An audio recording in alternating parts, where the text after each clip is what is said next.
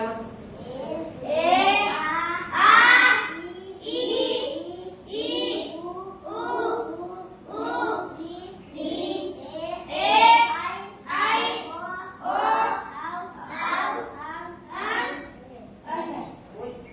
ए की कोई मात्रा नहीं होती, आ की मात्रा होती। बोल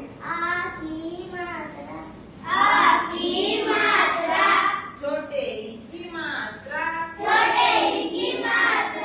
बड़े ई की मात्रा, छोटे ऊ की मात्रा,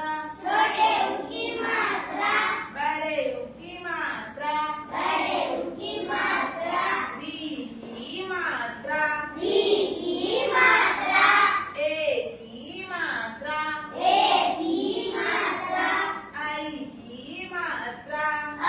की मात्रा, ओ की मात्रा, औ की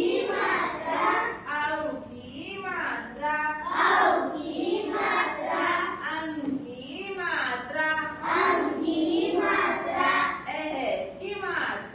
एह की मात्रा। ठीक है, अब किसको आता है इस मात्रा का ज्ञान? किसको? ऊपरी को।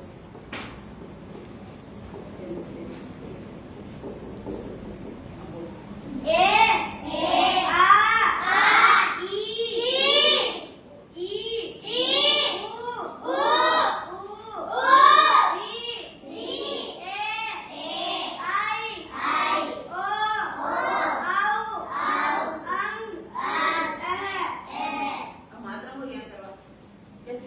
ए की कोई मात्रा नहीं होती, आ की मात्रा होती। बोल